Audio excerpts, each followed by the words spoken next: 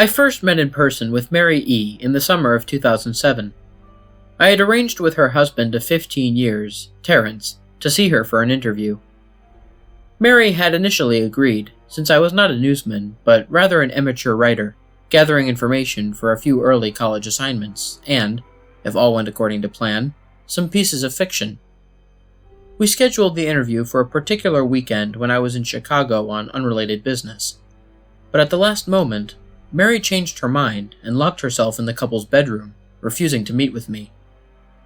For half an hour, I sat with Terrence as we camped outside the bedroom door, I listening and taking notes, while he attempted fruitlessly to calm his wife. The things Mary said made little sense, but fit the pattern I was expecting. Though I could not see her, I could tell from her voice that she was crying, and more often than not, her objections to speaking with me centered around an incoherent diatribe on her dreams, her nightmares. Terrence apologized profusely when we ceased the exercise, and I did my best to take it in stride. Recall that I wasn't a reporter in search of a story, but merely a curious young man in search of information. Besides, I thought at the time, I could perhaps find another similar case if I put my mind and resources to it. Mary E. was the system operator for a small Chicago-based bulletin board system in 1992 when she first encountered Smile.jpg and her life changed forever. She and Terrence had been married for only 5 months at the time. Mary was one of an estimated 400 people who saw the image when it was posted as a hyperlink on the BBS, though she is the only one who has spoken openly about the experience. The rest have remained anonymous, or are perhaps dead. In 2005, when I was only in 10th grade, Smile.jpg was brought to my attention by my burgeoning interest in web-based phenomena. Mary was the most often cited victim of what is sometimes referred to as Smile Dog, the being Smile.jpg is reputed to display. What caught my interest, other than the obvious macabre elements of the cyber legend and my proclivity towards such things, was the sheer lack of information, usually to the point that people don't believe it even exists, other than as a rumor or hoax. It is unique because, though the entire phenomenon centers on a picture file, that file is nowhere to be found on the internet. Certainly, many photo-manipulated simulacra litter the web, showing up with the most frequency on sites such as the image board 4chan, particularly the X-focused paranormal subboard. It is suspected these are fakes because they do not have the effect the true Smile.jpg is believed to have, namely sudden onset temporal lobe epilepsy and acute anxiety. This purported reaction in the viewer is one of the reasons the phantom-like Smile.jpg is regarded with such disdain, because it is patently absurd. Though, depending on whom you ask, the reluctance to acknowledge Smile.jpg's existence might be just as much out of fear as it is out of disbelief. Neither Smile.jpg nor SmileDog is mentioned anywhere on Wikipedia, although the website does feature articles on other such, perhaps more scandalous shock sites, such as Hello.jpg or Two Girls One Cup. Any attempt to create a page pertaining to Smile.jpg is summarily deleted by any of the encyclopedia's many admins. Encounters with Smile.jpg are the stuff of internet legend. Mary E.'s story is not unique. There are unverified rumors of Smile.jpg showing up in the early days of Usenet, and even one persistent tale that in 2002, a hacker flooded the forums of the humor and satire website Something Awful with a deluge of Smile Dog pictures, rendering almost half the forum's users at the time epileptic. It is also said that in the mid to late 90s, Smile.jpg circulated on Usenet and as an attachment of a chain email with the subject line, "Smile, God loves you." Yet despite the huge exposure these stunts would generate, there are very few people who admit to having experienced any of them, and no trace of the file or any link has ever been discovered. Those who claim to have seen Smile.jpg often weakly joke that they were far too busy to save a copy of the picture to their hard drive. However, all alleged victims offer the same description of the photo. A dog-like creature, usually described as appearing similar to a Siberian husky, illuminated by the flash of the camera, sits in a dim room, the only background detail that is visible being a human hand extending from the darkness near the left side of the frame. The hand is empty, but is usually described as beckoning. Of course, most attention is given to the dog, or dog creature, as some victims are more certain than others about what they claim to have seen. The muzzle of the beast is reputedly split in a wide grin, revealing 2 rows of very white, very straight, very sharp, very human-looking teeth. This is, of course, not a description given immediately after viewing the picture, but rather a recollection of the victims, who claim to have seen the picture endlessly repeated in their mind's eye during the time they are, in reality, having epileptic fits. These fits are reported to continue indeterminably, often while the victims are sleeping, resulting in very vivid and disturbing nightmares. These may be treated with medication, though in some instances it is more effective than others. Mary E., I assumed, was not on effective medication. That was why, after my visit to her apartment in 2007, I sent out feelers to several folklore and urban legend-oriented news groups, websites, and mailing lists, hoping to find the name of a supposed victim of Smile.jpg who felt more interested in talking about his or her experiences. For a time, nothing happened, and at length I forgot completely about my pursuits, since I had begun my freshman year of college and was quite busy. Mary contacted me via email, however, near the beginning of March 2008. Dear Mr. L, I am incredibly sorry about my behaviour last summer when you come to interview me. I hope you understand that it was no fault of yours, but rather my own problems that led me to act out as I did. I realised that I could have handled the situation more decorously. However, I hope you will forgive me. At the time, I was afraid. You see, for 15 years I have been haunted by Smile.jpg.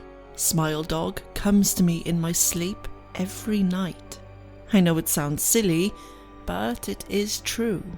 There is an effable quality about my dreams, my nightmares, that makes them completely unlike any real dreams I have ever had. I do not move and do not speak. I simply look ahead, and the only thing ahead of me is the scene from that horrible picture. I see the beckoning hand, and I see Smile Dog. It talks to me.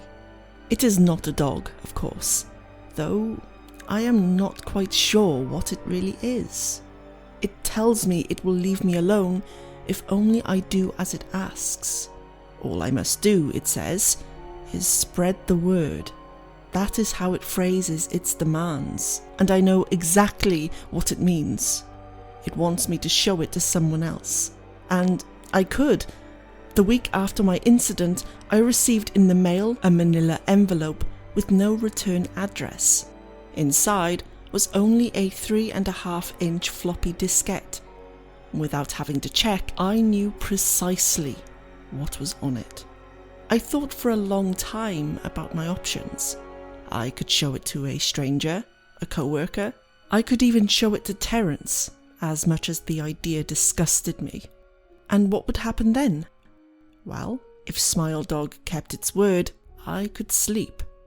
Yet if it lied, what would I do? And who was to say that something worse would not come for me if I did as the creature asked? So I did nothing for 15 years, though I kept the diskette hidden amongst my things. Every night for 15 years, Smile Dog has come to me in my sleep and demanded that I spread the word. For 15 years I have stood strong, though there have been some hard times. Many of my fellow victims on the BBS board, where I first encountered Smile.jpg, stopped posting. I heard some of them committed suicide. Others remained completely silent, simply disappearing off the face of the web. They are the ones I worry about the most. I sincerely hope you will forgive me, Mr. L. But last summer when you contacted me and my husband about an interview, I was near the breaking point. I decided I was going to give you the floppy diskette. I did not care if Smile Dog was lying or not. I wanted it to end. You were a stranger, someone I had no connection with, and I thought that I would not feel sorrow when you took the diskette as part of your research and sealed your fate. Before you arrived, I realized what I was doing. was plotting to ruin your life. I could not stand the thought, and, in fact, I still cannot. I am ashamed, Mr. L, and I hope that this warning will dissuade you from further investigation of smile.jpg. You may, in time, encounter someone who is, if not weaker than I, then wholly more depraved, someone who will not hesitate to follow Smile Dog's orders. Stop while you are still whole. Sincerely, Mary E. Terrence contacted me later that month with the news that his wife had killed herself. While cleaning up the various things she'd left behind, closing email accounts and the like, he happened upon the above message. He was a man in shambles. He wept as he told me to listen to his wife's advice. He had found the diskette, he revealed, and burned it until it was nothing but a stinking pile of blackened plastic. The part that most disturbed him, however, was how the diskette had hissed as it melted, like some sort of animal, he said. I will admit that I was a little uncertain about how to respond to this. At first, I thought perhaps it was a joke, with the couple belatedly playing with the situation in order to get a rise out of me. A quick check of several Chicago newspapers' online obituaries, however, proved that Mary E. was indeed dead. There was, of course, no mention of suicide in the article. I decided that, for a time at least, I would not further pursue the subject of smile.jpg, especially since I had finals coming up at the end of May. But the world has odd ways of testing us. Almost a full year after I'd returned from my disastrous interview with Mary E., I received another email. Hello. I found your email address through a mailing list. Your profile said you are interested in Smile Dog. I have seen it, and it is not as bad as everyone says it is. I have sent it to you here. Just spreading the word. Signed with a smiley face. The final line chilled me to the bone. According to my email client, there was one file attachment called, naturally, smile.jpg. I considered downloading it for some time. It was most likely a fake, I imagined. And even if it weren't, I was never wholly convinced of smile.jpg's peculiar powers. Mary E.'s account had shaken me, yes, but she was probably mentally unbalanced anyway. After all, how could a simple image do what smile.jpg was said to accomplish? What sort of creature was it that could break one's mind with only the power of the eye? And if such things were patently absurd, then why did the legend exist at all? If I downloaded the image, if I looked at it, and if Mary turned out to be correct, if Smile Dog came to me in my dreams, demanding I spread the word, what would I do? Would I live my life as Mary had, fighting against the urge to give in until I died? Or would I simply spread the word, eager to be put to rest? And if I chose the latter route, how could I do it? Whom would I burden in turn? If I went through my earlier intention to write a short article about smile.jpg, I decided, I could attach it as evidence. And anyone who read the article, anyone who took interest, would be affected. And even assuming the smile.jpg attached to the email was genuine, would I be capricious enough to save myself in that manner? Could I spread the word? Yes. Yes, I could.